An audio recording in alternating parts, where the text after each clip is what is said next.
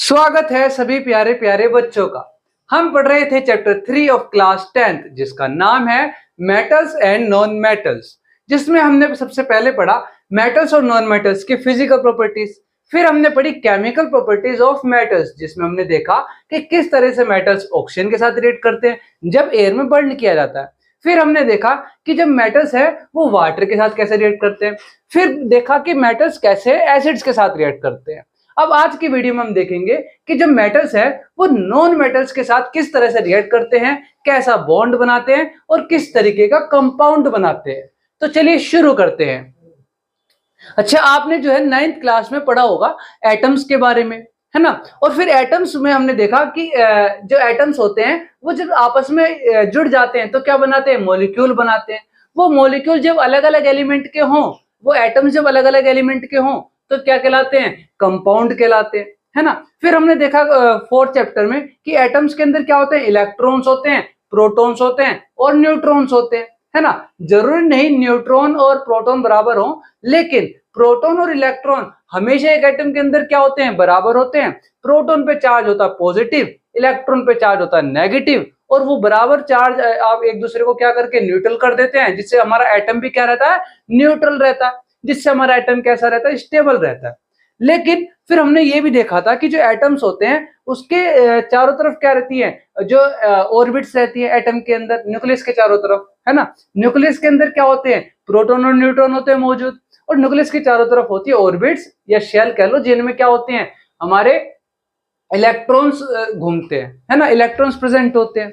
अब वो जो इलेक्ट्रॉन्स होते हैं, क्योंकि प्रोटॉन तो एटम के अंदर से कभी बाहर आ नहीं सकते, तो जिस एटम के अंदर जितने प्रोटॉन है हमेशा उतने ही रहते हैं। लेकिन जो इलेक्ट्रॉन होते हैं ऑर्बिट्स में, वो क्या करते हैं, उनकी ऑर्बिट से निकल के किसी और एटम के पास चले जाते हैं, है ना। कभी कभी क्या करने के लिए, अपनी वैलेंसी को पूरा करने के लिए। और ये वैलेंसी क्या चीज थी, हमने देखा था जिसकी ऑर्बिट में जिसके पास एक ही ऑर्बिट हो उसमें जो है 2 इलेक्ट्रॉन पूरे करने होते हैं, जिसको कहते हैं डुप्लेट हो गया। फिर हमने देखा कि अगर एक से ज्यादा ऑर्बिट है तो उसको अपनी आउटर मोस्ट ऑर्बिट में 8 इलेक्ट्रॉन पूरे करने होते हैं, जिसको हम कहते हैं ऑक्टेट कंप्लीट हो गया।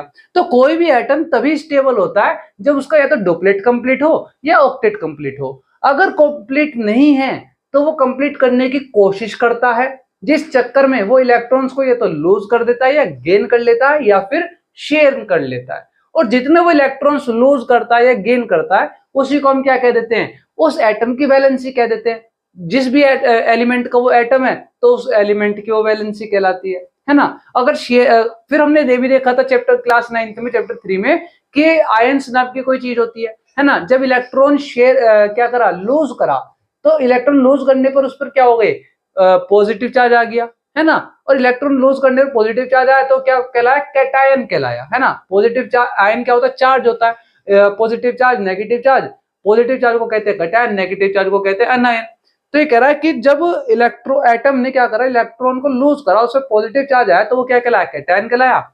और इलेक्ट्रॉन को जब गेन किया तो नेगेटिव चार्ज आया तो वो अनायन कहलाया। तो जो एटम्स होते हैं अलग अलग एलिमेंट्स के, वो इलेक्ट्रॉन का तो लूज करते हैं, गेन करते हैं, या तो कैटायन बनते हैं, अनायन बनते हैं। क्या करने के लिए, अपनी वैलेंसी को कंप्लीट करने के लिए, अपनी वैलेंसी को सेटिस्फाई करने के लिए, मतलब अपने ऑक्टेट को स्टेबल करने के लिए ना, अपना ऑक्टेट कंप्लीट करना या फिर अपना डुप्लेट कंप्लीट करना, जिससे उनका एटम क्या हो जाता है, स्टेबल हो जाता है। तो उन्हीं कुछ चीजों को यूज करके हम देखेंगे कि किस तरीके से एक मेटल एक नॉन मेटल के साथ क्या करता है, कंबाइन करता है। तो चलिए देखते हैं। जैसे कि हमारा एक एलिमेंट था सोडियम, है ना। सोडियम के पास कितने इलेक्ट्रॉन होते हैं, 11 इलेक्ट्रॉन होते हैं, 2, 8 और 1। ये हमने इलेक्ट्रॉनिक कॉन्फ़िगरेशन भी देखा था, है ना, कैसे कैसे इलेक्ट्रॉनिक कॉन्फ़िगरेशन होता है। पहले 2 आता है पहली ऑर्बिट में, फिर 8 आते हैं। तो हमने देखा कि इसके पास टोटल 11 इलेक्ट्रॉन है, जिसमें से पहली ऑर्बिट में आ गए 2, दूसरी में आ गए 8 और तीसरी में आ गए 1। फिर हमने देखा था कि सोडियम को क्या करना पड़ेगा, आउटर मोस्ट में 8 इलेक्ट्रॉन पूरे करने पड़ेंगे, 8, है ना, जिससे कि ऑक्टेट कंप्लीट हो जाए। अब 8 इलेक्ट्रॉन कंप्लीट करने के लिए इसे 7 इलेक्ट्रॉन लेने पड़ेंगे। लेकिन ये क्या है, 7 इलेक्ट्रॉन लेगा, नहीं लेगा, क्योंकि उसमें क्या लगेगी, बहुत ज्यादा एनर्जी लगेगी। इलेक्ट्रॉन चाहे लूज करना हो चाहे गेन करना हो, उसमें क्या लगती है, एनर्जी लगती है बहुत ज्यादा, है ना। तो ये क्या करता है, 7 इलेक्ट्रॉन लेने की जगह अपना ये 1 इलेक्ट्रॉन क्या कर देता है, लूज कर देता है, जिससे कि इसके ऊपर क्या आ जाता है, एक पॉजिटिव चार्ज आ जाता है। कैसे देखो, क्यों आता है पॉजिटिव चार्ज वो भी देखो, कि अगर इसने एक इलेक्ट्रॉन लूज कर दिया है ना, अभी तो क्या थे इसके पास इलेक्ट्रॉन 11 थे, अब इसने एक इलेक्ट्रॉन लूज कर दिया तो अब इलेक्ट्रॉन बचे इसके पास 10, 2 और 8 है ना। अब इसका क्या हो गया, ऑक्टेट कंप्लीट हो गया, अब इसके आउटरमोस्ट ऑर्बिट में 8 इलेक्ट्रॉन है, ऑक्टेट तो हो गया कंप्लीट। लेकिन आप एक चीज देखो, अब इलेक्ट्रॉन इसके पास कितने हैं, इलेक्ट्रॉन है 10 है ना, इलेक्ट्रॉन कितने 11 इधर।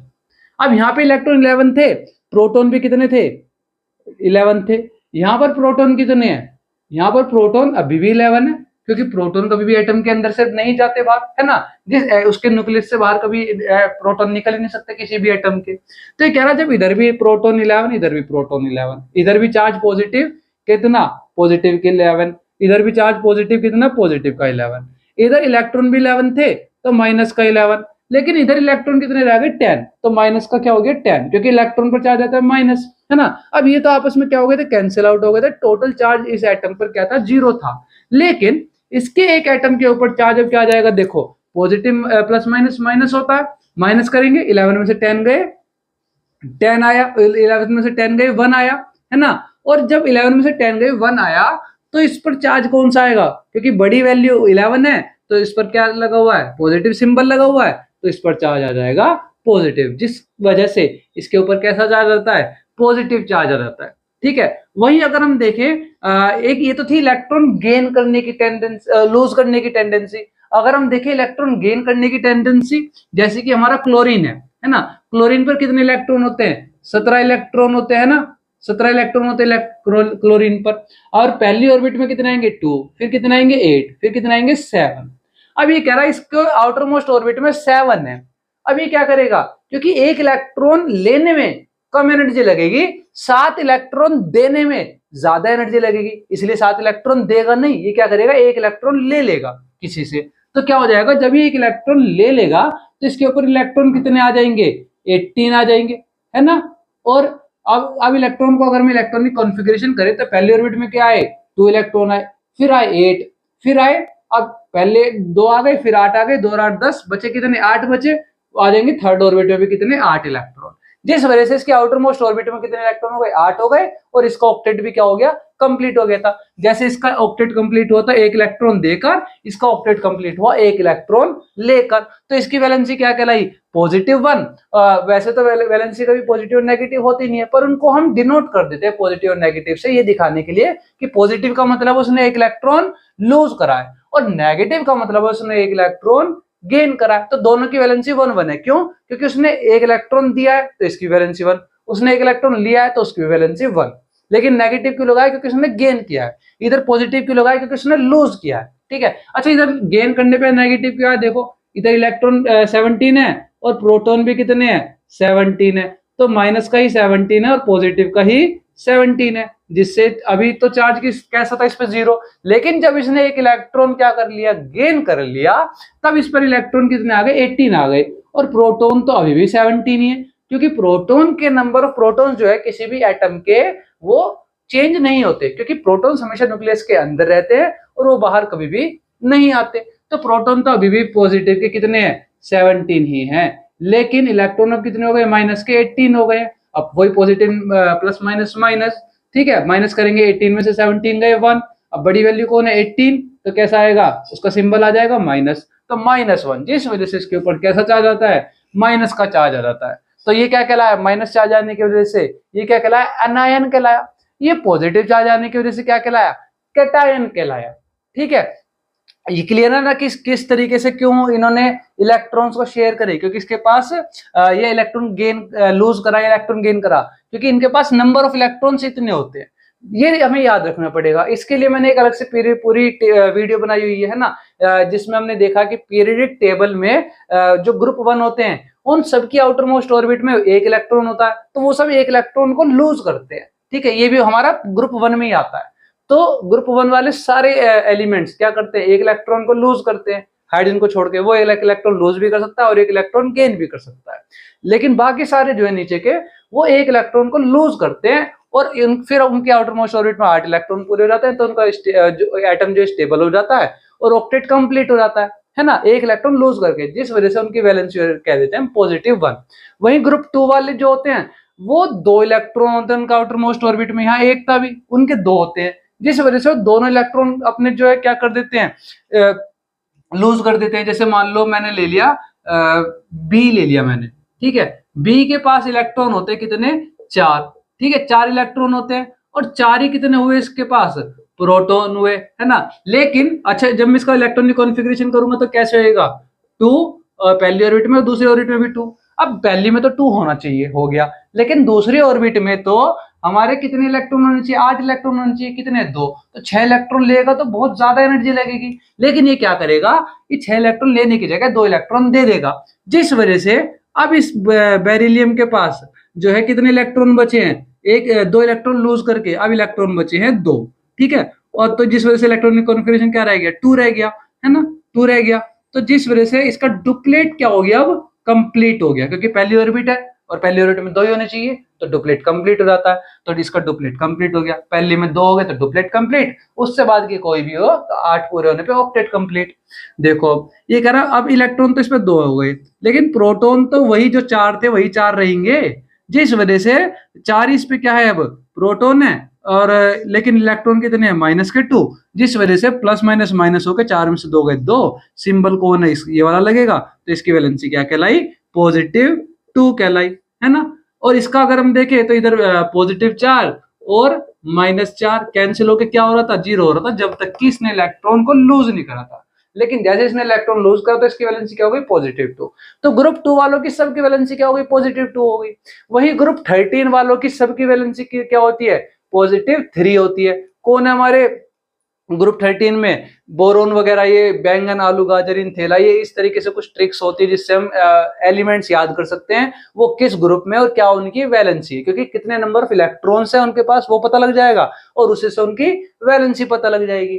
देखो अब आगे, अब ये कह रहा है कि इस तरीके से जो है जब एटम्स के ऊपर पॉजिटिव चार्ज आ जाए या फिर नेगेटिव चार्ज आ जाए, है ना, तो जब पॉजिटिव और नेगेटिव चार्ज आता है, किसकी वजह से, इसने इलेक्ट्रॉन लूज करा, उसने इलेक्ट्रॉन गेन करा, वो होगा कब, जब इसका ये वाला जो सोडियम का एटम है ना, ये जो सोडियम का जो एटम है ये आया होगा क्लोरीन के पास, है ना। अब क्लोरीन के पास कितने, इससे सोडियम के पास कितने एटम एक्स्ट्रा थे, देखो एक एटम एक्स्ट्रा थे ना, तो ये अपना एक एटम एक्स्ट्रा लेकर घूम रहा है।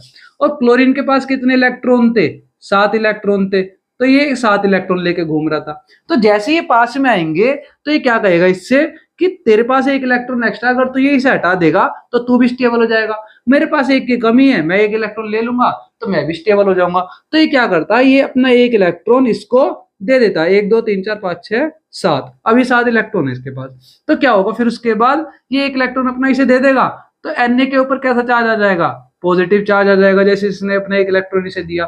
वही क्लोरीन जो है जिसके पास 7 इलेक्ट्रॉन थे, अब कितने हो जाएंगे, 8 हो जाएंगे, है ना, ये प्लस है, क्या ये प्लस। फिर उसके बाद ये मैंने इसके 7 इलेक्ट्रॉन जो क्रॉस से दिखाए थे, इसके इलेक्ट्रॉन डॉट से दिखा दिए, इसके क्रॉस से दिखा दिए। अच्छा ऐसा नहीं कि इसके डॉट से दिखाऊंगा इसके क्रॉस से, आप इसके क्रॉस के से दिखा दो, इसके डॉट से दिखा दो, बस हमें क्या करना है, इनके इलेक्ट्रॉन्स अलग अलग दिखाने के लिए हमने क्या किया, अलग अलग सिंबल यूज किया है। कोई भी सिंबल यूज कर सकते हो, और बस ये ध्यान रखना कि एक अलग अलग एलिमेंट के जो है इलेक्ट्रॉन अलग अलग सिंबल से दिखाओगे, ठीक है। तुम इसके क्रॉस ले लो, इसके डॉट ले लो, किसी के भी डॉट ले लो, किसी के भी क्रॉस ले लो, या हैशटैग ले लो, @ ले लो, जो मर्जी तो है तुम जो है सिंबल ले लो। वैसे जो सिंबल यूज किया जाता है वो यही किया जाता है, डॉट और क्रॉस, ठीक है।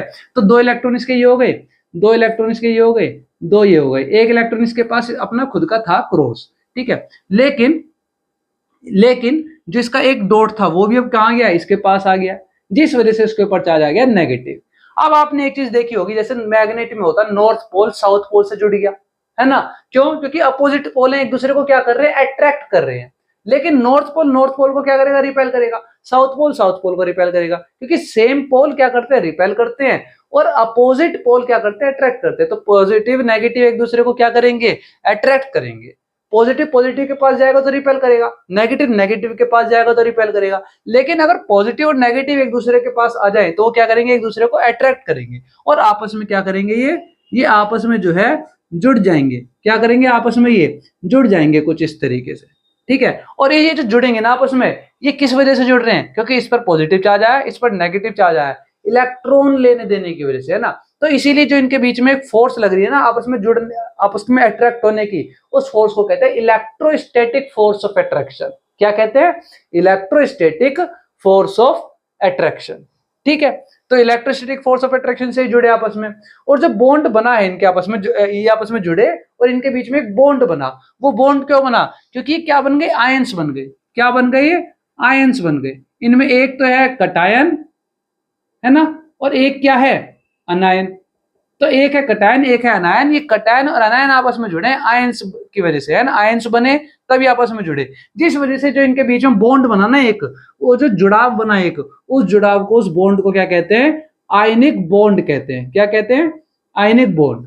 और इस आयनिक बॉन्ड से आपस में जुड़े तो ये क्या बन गया? एक कंपाउंड बन गया, है ना। जब अलग अलग एलिमेंट्स के एटम्स आपस में जुड़ते हैं तो उस मॉलिक्यूल को हम क्या कह देते हैं? कंपाउंड कह देते हैं। 9th क्लास में पढ़ा था, है ना। तो इस आयनिक बॉन्ड की वजह से जो एक कंपाउंड बना है, तो इस कंपाउंड को हम क्या कह देंगे? आयनिक कंपाउंड कह देंगे। क्या कह देंगे? आयनिक कंपाउंड कह देंगे। क्लियर है यहां पे? बहुत बढ़िया। अब क्या क्या चीजें क्लियर हुई हमारी कि कटायन और अनायन बनते हैं। कटायन बनता है जब इलेक्ट्रॉन लूज करता है, अनायन बनता है जब इलेक्ट्रॉन गेन करता है।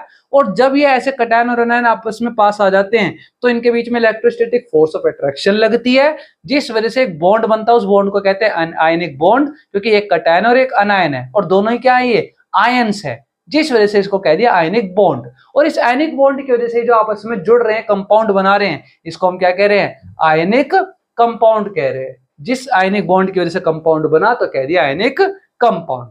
और अब देखेंगे हम अगली स्लाइड में इसी आयनिक कंपाउंड की डेफिनेशन और ये किस तरीके से आपस में जुड़ रहा है। ठीक है, चलो देखो आगे। जैसा कि अभी हमने देखा कि जो हमारे आयनिक कंपाउंड्स होते हैं वो कैसे बनते हैं? आयनिक बॉन्ड से बनते हैं। और वो आयनिक बॉन्ड कब बनता है? जब आयंस बनते हैं। एक कटायन होता है, एक अनायन बनता है, और वो कटायन और अनायन इलेक्ट्रोस्टैटिक फोर्स ऑफ अट्रैक्शन से आपस में जुड़ जाते हैं, आयनिक बॉन्ड बनता है। और उस आयनिक बॉन्ड से जुड़ने वाले कंपाउंड को हम क्या कहते हैं? आयनिक कंपाउंड कह देते हैं। और यही हमारी इसकी एक सिंपल सी डेफिनेशन आयनिक कंपाउंड की। और इस आयनिक कंपाउंड में हमने देखा कि ये एलिमेंट्स ऐसे जुड़ के रहे आपस में इलेक्ट्रॉन के लेन देन करके, ना, इलेक्ट्रॉन कोई दे रहा है कोई ले रहा है, क्योंकि वो जो इनकी रिएक्टिविटी होती है, जो हम कह देते हैं कि इलेक्ट्रॉन्स एलिमेंट्स की रिएक्टिविटी है, वो रिएक्टिविटी क्या होती है? उनकी टेंडेंसी होती है to attain completely filled valence shell, है ना। और वैलेंस शेल कौन सा शेल होता है? उनका आउटर मोस्ट शेल, उनकी सबसे बाहर वाली ऑर्बिट, है ना, आउटर मोस्ट ऑर्बिट। उसमें या तो डुप्लेट कंप्लीट करना होता है या ऑक्टेट कंप्लीट करना होता है। तो उसी को हम क्या कह देते हैं? रिएक्टिविटी कह देते हैं कि कौन कितनी ज्यादा तेजी से अपनी जो है या कितनी पावर से अपनी जो है आउटर मोस्ट ऑर्बिट में अपना डुप्लेट या ऑक्टेट कंप्लीट कर रहा है। ठीक है, वही इसकी रिएक्टिविटी हो जाती है। फिर हमने देखा मेटल्स जो है इलेक्ट्रॉन को लूज करते हैं और पॉजिटिव चार्ज गेन कर लेते हैं, जिससे उन्हें कह देते हैं कटायन। नॉन मेटल्स इलेक्ट्रॉन को गेन करते हैं, जिनसे उन पर आता है नेगेटिव चार्ज, और उन्हें हम कह देते हैं क्या? अनायन। और यही कटायन अनायन आपस में जुड़ के क्या बना लेते हैं? आयनिक कंपाउंड बना लेते हैं। कुछ इस तरीके से हमने देखा कि जो सोडियम है उसके पास 11 इलेक्ट्रॉन होते हैं। अगर वो एक इलेक्ट्रॉन लूज कर दे तो उसके पास 10 इलेक्ट्रॉन रह जाएंगे और उस पर एक पॉजिटिव चार्ज आ जाएगा, क्योंकि जो प्रोटॉन है वो एक ज्यादा हो गया इलेक्ट्रॉन से। ठीक, वही अगर क्लोरीन को देखें, उस पर टोटल वैसे 17 इलेक्ट्रॉन होते हैं, 17 प्रोटॉन होते हैं, लेकिन अगर वो एक इलेक्ट्रॉन गेन कर ले तो 18 इलेक्ट्रॉन हो जाएंगे, प्रोटॉन अभी भी 17 ही है, तो एक नेगेटिव चार्ज ज्यादा हो जाएगा, इसलिए इस पर एक नेगेटिव चार्ज रहता है। और इसी नेगेटिव चार्ज की वजह से ये आपस में क्या बना लेते हैं? बॉन्ड बना लेते हैं और जुड़ जाते हैं और कहलाते हैं क्या? हमारे आयनिक कंपाउंड्स। अभी हमने देखा कि कैसे इलेक्ट्रॉन्स या तो लूज करके या गेन करके कटायन और अनायन बनते हैं, और इलेक्ट्रॉन्स की शेयरिंग की वजह से उनके बीच में फोर्स ऑफ अट्रैक्शन बना, इसलिए उस फोर्स ऑफ अट्रैक्शन को नाम दिया गया इलेक्ट्रोस्टैटिक फोर्स ऑफ अट्रैक्शन। फिर उसके बाद वही इलेक्ट्रोस्टैटिक फोर्स ऑफ अट्रैक्शन उन कटायन और अनायन के बीच में क्या बनाता है? आयनिक बॉन्ड बनाता है, जिस वजह से उस कटायन और अनायन के से बनने वाले कंपाउंड को नाम दिया गया आयनिक कंपाउंड। अब देखते हैं इन आयनिक कंपाउंड्स की प्रॉपर्टीज। तो पहली प्रॉपर्टी है हमारी फिजिकल नेचर। फिजिकल नेचर मतलब जो हमारे आयनिक कंपाउंड होते हैं वो सॉलिड स्टेट में एग्जिस्ट करते हैं, है ना। जनरली क्या होते हैं? सॉलिड होते हैं और हार्ड होते हैं, लेकिन ये इतने भी ज्यादा हार्ड नहीं होते, ये ब्रिटल होते हैं। ब्रिटल मतलब थोड़े नाजुक भी होते हैं ये, मतलब अगर हम इन पर प्रेशर अप्लाई करें तो ये टूट जाएंगे, चूरा हो जाएगा इनका। जैसे कि आपके घर में नमक होगा, है ना, वो किस स्टेट में है? सॉलिड में, लिक्विड में, गैस में? बताओ, सॉलिड स्टेट में है ना। और सॉलिड स्टेट में है और हमें दिख रहा है कि हार्ड भी है, लेकिन अगर हम उसे ज्यादा दबा दे या उस पर प्रहार कर दे किसी चीज से तो क्या होगा, उसका चूरा हो जाएगा और ज्यादा।